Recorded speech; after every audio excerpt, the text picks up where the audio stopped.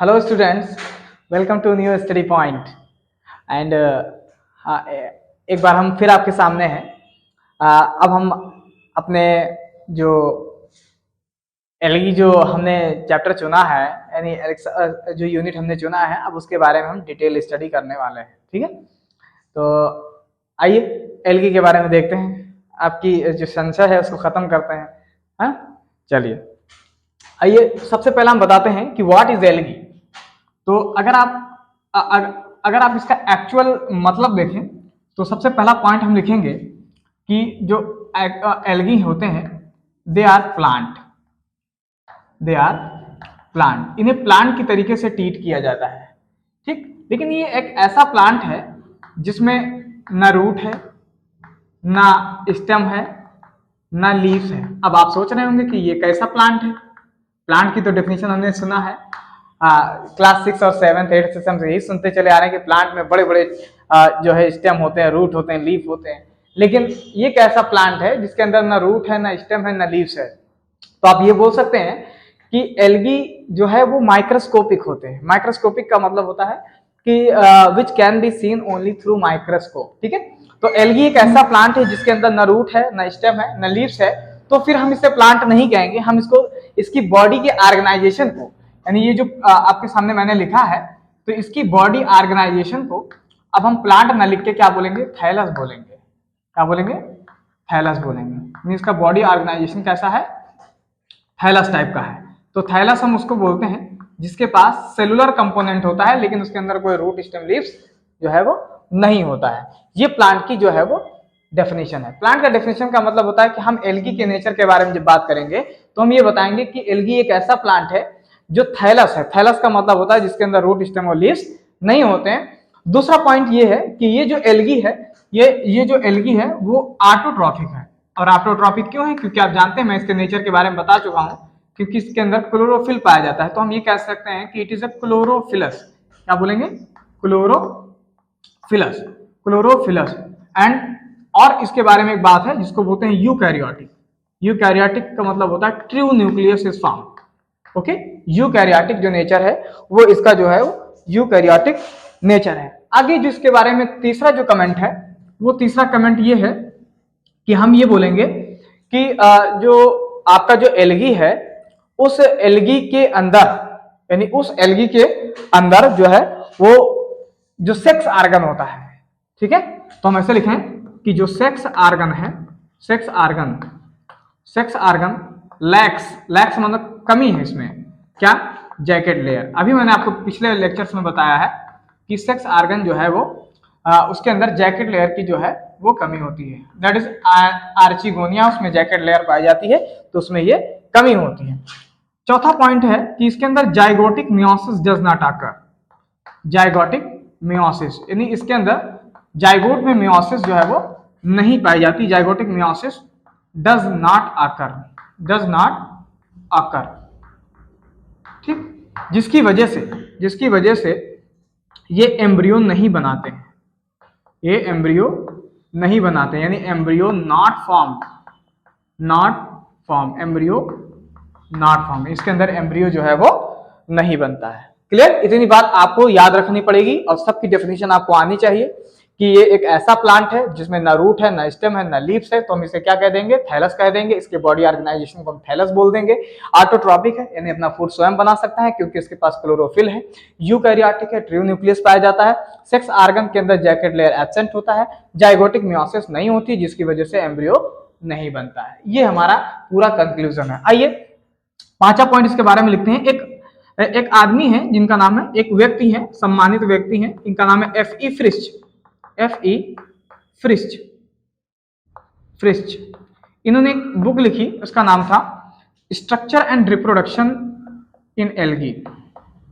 Structure and reproduction in algae. अब ये question आपसे पूछा जा सकता है कि ये बुक किसने लिखी? ठीक है, structure and reproduction in algae, ये फ्रिस्ट साहब थे, उन्होंने लिखा। और इन्होंने इस बुक को 2 वॉल्यूम में लिखा। First volume and second volume. पहला जो वॉल्यूम छपा वो 1935 में छपा और जो दूसरा छपा वो 1942 में छपा। तो ये आपको याद रखना पड़ेगा कि एफ ई फ्रिश साहब जो थे, इन्होंने structure and reproduction in algae नाम की एक पुस्तक लिखी। इन्होंने, ये पुस्तक का नाम है भाई, ध्यान रखिएगा, it is a type of book, किताब जिसको आप बोलते हैं, ठीक है। 6 एक कमेंट इसमें ये है कि हमारे और सम्मानित व्यक्ति हैं, इनका नाम है मॉरिस साहब, इन्हें फादर ऑफ एल्गोलॉजी कहा जाता है, थोड़ा ध्यान रखिएगा, फादर ऑफ एल्गोलॉजी कहा जाता है, अंडरस्टैंड, फादर ऑफ एल्गोलॉजी कहा जाता है, इन्हें फादर ऑफ एल्गी कहा जाता है। साथ में एक और है, इनका नाम है M.O.P.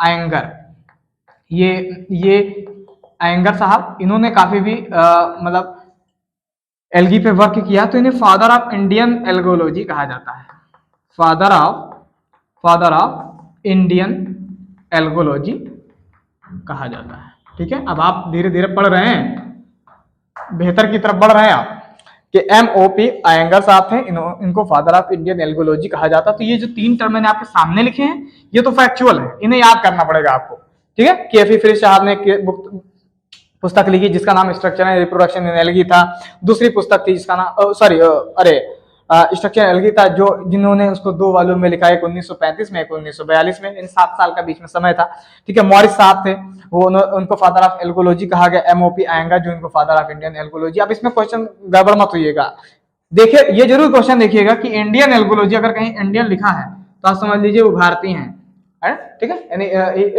He was an Indian, ठीक है। ये थोड़ा सा आपको जो है वो ध्यान रखना पड़ेगा, अंडरस्टैंड। आइए अब हम कुछ चीजों को इसमें देखते ये हैं कि अब ये जो एल्गी है, कौन कौन सी एल्गी है और उनका क्या इकोनॉमिक इंपॉर्टेंस है, ठीक है, कौन कौन सी एल्गी है। तो इधर हम आपके सामने एल्गी लिखेंगे कि कौन सी एल्गी है, और उसका इकोनॉमिक इंपॉर्टेंस का मतलब होता है कि वो एक्चुअली में कहाँ इस्तेमाल किया जाता है, या उसका हमारे जीवन में क्या उपयोग है, ये इकोनॉमिक इंपॉर्टेंस कहलाता है, या वो हमारी तरीके से, यानी हमारी किस तरीके से मदद करता है या हमें नुकसान करता है, ये इकोनॉमिक इंपॉर्टेंस कहलाता है, ठीक है। चाहे वो मदद करे चाहे नुकसान करे, उसे इकोनॉमिक इंपॉर्टेंस में गिनती ली जाएगी। अब देख रहे होंगे कि जैसा सबसे पहला है, जिसको सबसे पहली जो एल्गी है उसका नाम है स्पिरुलिना। देखिए ये एक ऐसी एल्गी है जिसमें हाईएस्ट प्रोटीन कंटेंट पाया जाता है। आप ऐसे बोलेंगे हाईएस्ट प्रोटीन कंटेंट, यानी इसके अंदर जो प्रोटीन का कंटेंट है, हाईएस्ट प्रोटीन कंटेंट जो है वो पाया जाता है, हाईएस्ट प्रोटीन कंटेंट, सबसे ज्यादा जो प्रोटीन जो है वो यही पाई जाती है, लगभग 68 से लेकर, यानी आप ऐसा समझिए कि 68 से लेकर 70% तक इसके अंदर जो है वो प्रोटीन जो है वो पाई जाती है। आपकी जो सेकेंड एल्गी है, जिससे हम क्या बोलते हैं, निटेला बोलते हैं, क्या बोलते हैं, निटेला बोलते हैं। तो अब इसका थोड़ा सा मामला समझ लीजिए कि अगर हम निटेला की बात करें तो निटेला एक ऐसी एल्गी है, ईट लार्वा मॉस्क्यूटो, ठीक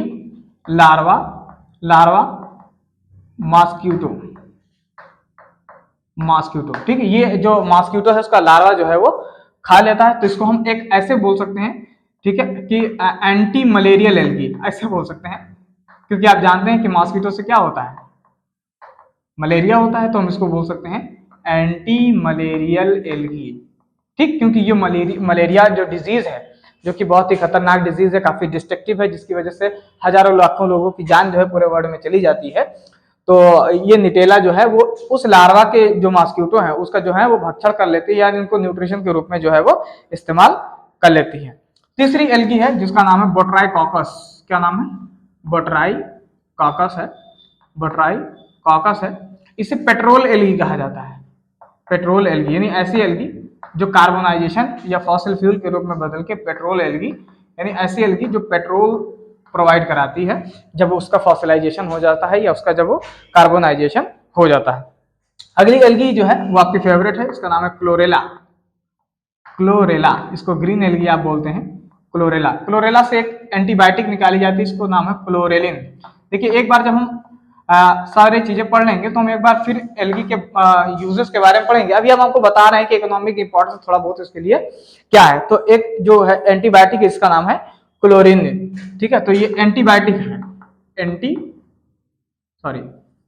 एंटीबायोटिक क्लोरेला में के अंदर जो है वो ये एक क्लोरीन जो है वो एंटीबायोटिक निकाली जाती है, और इसके अंदर से इसका स्पेस में भी यूज किया जाता है, और ये विटामिन जो है विटामिन B12 प्रोड्यूस करती है, प्लस ऑक्सीजन भी प्रोड्यूस करती है, ऑक्सीजन भी प्रोड्यूस करती है। क्योंकि भाई ग्रीन है तो अब इतना तो उसका हक बनता ही है कि ये काम करे। ठीक है, आगे आ जाइए। उल्वा बोलते हैं, ये है सी, इसको आप बोलते हैं सी लेट्यूस, यानी सी लेट्यूस मतलब सलाद के रूप में जो है वो इसका इस्तेमाल किया जाता है। तो ये समुद्र में है जो इसको सलाद के रूप में जो है वो प्रयोग किया जाता है। ठीक है, आगे आ जाइए। सार्गेसम एंड लेमिनेरिया, छठा है, इसको हम बोलते हैं सार्गेसम ये अगली एल्गी है। और सार्गेसम जो एल्गी है उसको हम किस रूप में यूज करते हैं? आर्टिफिशियल ऊल। क्या बोलेंगे? आर्टिफिशियल ऊल। क्या बोलेंगे? आर्टिफिशियल ऊल जो है ये हमें प्रोवाइड कराता है। ठीक है, आर्टिफिशियल ऊल जो है वो प्रोवाइड कराता है। लेमिनेरिन, ये अगली एल्गी है लेमिनेरिया बोल सकते हैं इसे, लेमिनेरिन निकाला जाता है, या आप ऐसे बोल सकते हैं आयोडीन प्राप्त किया जाता है, समुद्री आयोडीन जो है वो प्राप्त किया जाता है, जिसका जो यूज है वो अलग अलग जगहों पे किया जाता है। आगे आ जाइए। आठवां है जिसको बोलते हैं एनाबेना। ठीक है, एनाबेना, इसको तो आप जानते हैं, ये तो क्या कहते हैं, मतलब क्या कहते हैं, ज्यादा यूज किया जाता है किसमें? नाइट्रोजन फिक्सेशन में। किसमें? नाइट्रोजन फिक्सेशन में इसका प्रयोग जो है वो ज्यादा किया जाता है, जहां ये क्या करता है? अमोनिया को नाइट्रेट में कन्वर्ट कर देता है, नाइट्रेट में जो है वो कन्वर्ट कर देता है। ठीक है, तो ये काम जो है वो ध्यान रखिएगा। सॉरी, अरे अमोनिया कह रहे हैं, अरे नाइट्रोजन को नाइट्रेट में कन्वर्ट देता, NO3। ठीक है, इसमें जो है वो बदल देता है ताकि प्लांट्स उसको आसानी से जो है वो एब्जॉर्ब कर सकें, यानी प्लांट उसको क्या कर सके? एब्जॉर्ब कर सके। तो ये थोड़ी बहुत बात थी जो मैंने आपको बताई, ध्यान रखिएगा। अभी हम इंट्रोडक्शन पे ही चल रहे हैं, मैंने आपको कभी कोई ऐसी चीज नहीं आपको कभी बताई है जो काफी कठिन हो, या आपको ऐसा लगे कि अब हम जो है मतलब अभी ये तो हल्का पढ़ रहे हैं, ऐसा नहीं है। ध्यान रखिएगा कि आपको जब हम हल्का पढ़ाएंगे तभी आपको जो डीप है इसकी नॉलेज समझ में आएगी, ताकि आपको याद रहेगा कि इस चीज को मैं पढ़ चुका हूं पहले। तो हमारी जो नेक्स्ट एल्गी हमारी वो है जिसको बोलते हैं जिलीडियम। क्या बोलेंगे? जिलीडियम। और ये जिलीडियम जो है वो एक रेड एल्गी आप समझ रहे हैं? Red algae that is Rhodophyceae का ये मेंबर है। तो जिलीडियम से एक प्रोडक्ट निकाला जाता है जिसको बोलते हैं अगर अगर। क्या बोलेंगे? अगर अगर। और इस अगर अगर का यूज बहुत है। ठीक है, अगर अगर का यूज जो है वो ज्यादा है। कैसे? अगर का यूज जो है वो एक तो पहला है आइसक्रीम के रूप में यूज किया जाता है, यानी आइसक्रीम बनाने में यूज किया जाता है। और सबसे जो इम्पोर्टेंट है वो इम्पोर्टेंट ये है कि इसका यूज जेल इलेक्ट्रोफोरेसिस में किया जाता है। जेल इलेक्ट्रोफोरेसिस एक ऐसी टेक्निक है जहां पे डीएनए फ्रैगमेंट्स को अलग किया जाता है। ठीक है, उनकी साइज के आधार पर। जेल इलेक्ट्रोफोरेसिस, जब आप मॉलिक्यूलर बायोलॉजी पढ़ रहे होंगे तब इसकी जरूरत आपको पड़ेगी। तो जेल इलेक्ट्रोफोरेसिस, ठीक है, जेल इलेक्ट्रोफोरेसिस की प्रक्रिया अगर अगर मीडियम में होती है। और ये हमारे पास जगह नहीं है तो हम यहाँ पे लिख रहे हैं। ठीक है, 10th आप ये समझ लीजिएगा कि इसको मैं ऐसे थोड़ा सा लाइन की दूं ताकि एक सीमा रेखा जो है वो बन जाए। देखिए कौन से 10 इसको हम बोलते हैं, इसका नाम है एसिटाबुलेरिया। क्या बोलेंगे? एसिटाबुलेरिया एक ऐसी एल्गी है जिसका यूज साइटोजेनेटिक्स में किया जाता है।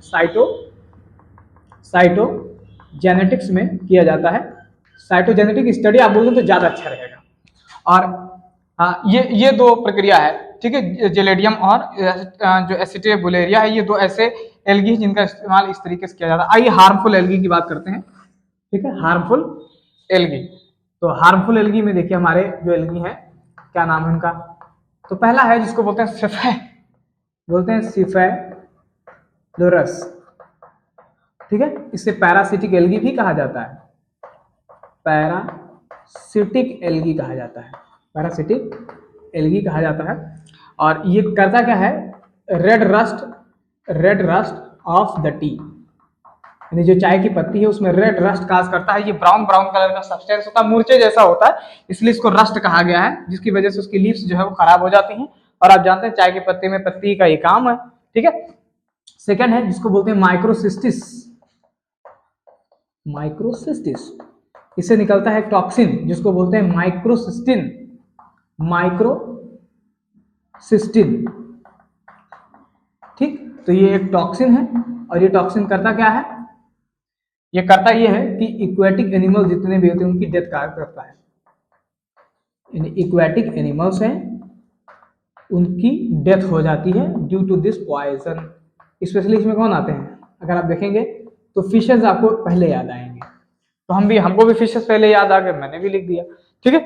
तो माइक्रोसिस्टिस जो है वो एक ऐसी एल्गी है जो एक टॉक्सिन रिलीज करता है जिसका नाम है माइक्रोसिस्टिन, और ये माइक्रोसिस्टिन जो है वो एक्वाटिक एनिमल्स की डेथ काज करता है। ओके, तो आपके बारे में ये हमने एल्गी के बारे में थोड़ा सा नेचर आपको समझाया, और आप इसको अच्छे से पढ़िए ताकि आपका जो एग्जाम है वो बहुत ही बेस्ट निकल जाए, ठीक है। और हमारी दिवाली में यही कामना है कि आपका जो एग्जाम हो वो ज़्यादा से ज़्यादा अच्छा हो, और happy Diwali to you and your family, your friend, your relatives, जितने भी लोग आपसे जुड़े हैं सबको हमारी तरफ से दिवाली, और हमारे जो चैनल है न्यू स्टडी पॉइंट 2.0 पे से की तरफ से भी आपको जो है वो उपहार है, ठीक है। उपहार क्या है वो हम आपको नेक्स्ट वीडियो में बताएंगे, और जरूर आप देखिएगा।